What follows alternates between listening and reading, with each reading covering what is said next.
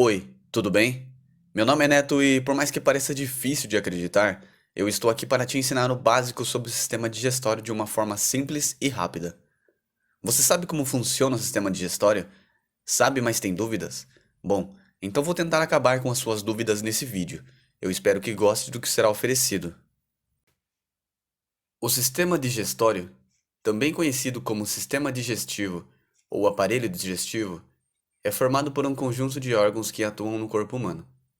A ação desses órgãos está relacionada ao processo de transformação do alimento, que tem o objetivo de ajudar na absorção dos nutrientes, que acontece por meio de processos mecânicos e químicos.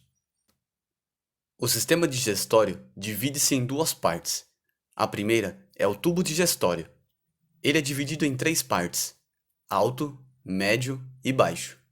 A segunda corresponde aos órgãos anexos.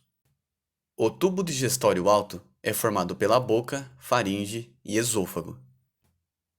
A boca é a porta de entrada dos alimentos no tubo digestivo, onde ocorre a mastigação, que corresponde ao primeiro momento do processo da digestão mecânica. A faringe é um tubo muscular membranoso. Para chegar ao esôfago, o alimento depois de mastigado percorre toda a faringe, que faz parte tanto do sistema digestório quanto do sistema respiratório. No processo de deglutição, o palato mole é retraído para cima e a língua empurra o alimento para dentro da faringe, que se contrai voluntariamente e leva o alimento para o esôfago. Como a faringe faz parte tanto do sistema digestório e do respiratório, o que impede que o alimento entre nas vias respiratórias é a epiglote, que fecha o orifício de comunicação com a laringe. O esôfago é um conduto musculoso controlado pelo sistema nervoso autônomo. É por meio de ondas de contrações, conhecidas como peristaltismo ou movimentos peristálticos, que o conduto musculoso vai espremendo os alimentos e levando-os em direção ao estômago. O tubo digestório médio é formado pelo estômago e o intestino delgado. O estômago é uma grande bolsa que se localiza no abdômen, sendo responsável pela digestão das proteínas. A entrada do órgão recebe o nome de cardia, porque fica muito próximo ao coração, sendo separada dele apenas pelo diafragma. Ele possui uma pequena curvatura superior e uma grande curvatura inferior. A parte mais dilatada recebe o nome de região fúndica, enquanto a parte final, uma região estreita, recebe o nome de piloro. O simples movimento de mastigação dos alimentos já ativa a produção do ácido clorídrico no estômago. Contudo, é somente com a presença do alimento de natureza proteica que se inicia a produção do suco gástrico. A mucosa gástrica é recoberta por uma camada de muco, que a protege de agressões do suco gástrico, uma vez que ele é bastante corrosivo. A pepsina é a enzima mais potente do suco gástrico e é regulada por uma ação de um hormônio, a gastrina. A gastrina é produzida pelo próprio estômago, no momento em que as moléculas de proteína dos alimentos entram em contato com a parede do órgão. Assim, a pepsina quebra as moléculas grandes e as transforma em moléculas pequenas. Estas são as proteoses e as peptonas. Por fim, a digestão gástrica dura em média de 2 a 4 horas. Nesse processo, o estômago sofre contrações que forçam o alimento contra o piloro, que se abre e fecha, permitindo que em pequenas porções o quimo, que é uma massa branca e espumosa, chegue ao intestino delgado. O intestino delgado está localizado entre o estômago e o intestino grosso, e tem a função de segregar as várias enzimas digestivas. Isso dá origem a moléculas pequenas e solúveis, a glicose, aminoácidos, glicerol, entre outros.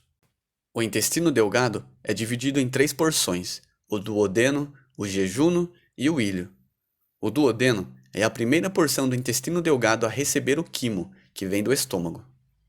Logo em seguida, o quimo é banhado pela bile. A bile é secretada pelo fígado e armazenada na vesícula biliar, contendo bicarbonato de sódio e sais biliares. Além disso, o quimo recebe também o suco pancreático, produzido no pâncreas. Ele contém enzimas, água e grande quantidade de bicarbonato de sódio, pois dessa forma favorece a neutralização do quimo.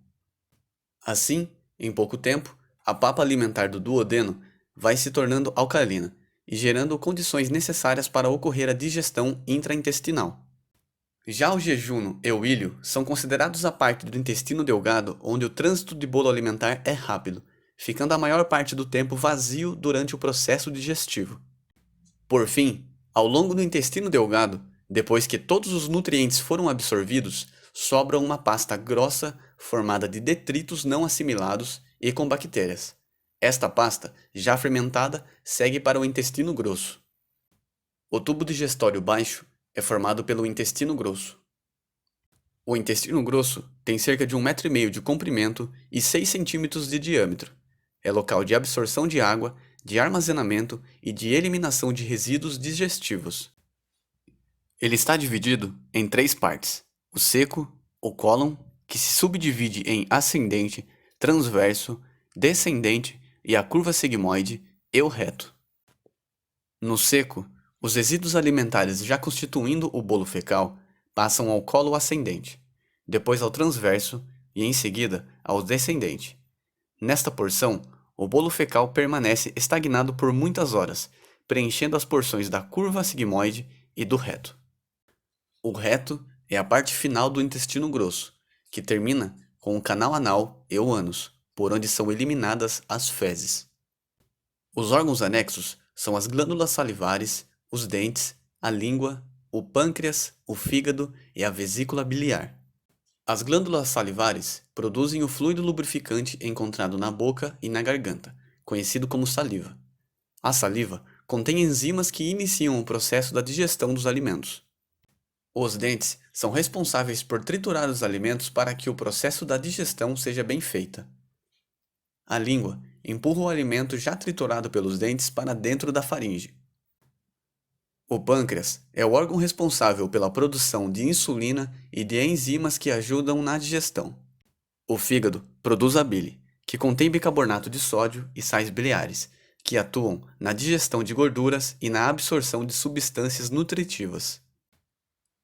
Já a função da vesícula biliar é armazenar o bile, líquido produzido pelo fígado. Deu para entender ou ainda ficou difícil? Então, para melhor entender, vou explicar de forma mais simples ainda como funciona todo esse processo. O alimento entra no sistema digestório pela boca e é triturado pelos dentes. A língua empurra esse alimento até a faringe, onde o palato mole é retraído para cima e depois se contrai voluntariamente, levando o alimento até o esôfago. O esôfago sofre contrações conhecidas como peristaltismo ou movimentos peristálticos, que levam os alimentos em direção ao estômago. O estômago começa a produzir a gastrina no momento em que as moléculas de proteínas dos alimentos entram em contato com a parede do órgão. Após esse processo, o estômago empurra o quimo até o intestino delgado, que por sua vez tem a função de segregar as várias enzimas digestivas que depois que todos os nutrientes forem absorvidos, sobra uma pasta que segue para o intestino grosso, que é o local onde ocorre a absorção de água, o armazenamento e a eliminação dos resíduos digestivos. Bom, é só isso, pessoal. Eu espero que vocês tenham entendido e gostado de tudo o que foi oferecido.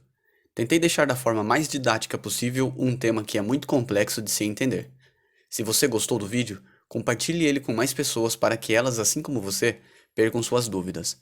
Deixe um comentário dando seu feedback do vídeo. Se gostou, curta e se inscreva que futuramente eu trarei mais conteúdo sobre os sistemas do corpo humano. Muito obrigado e até a próxima.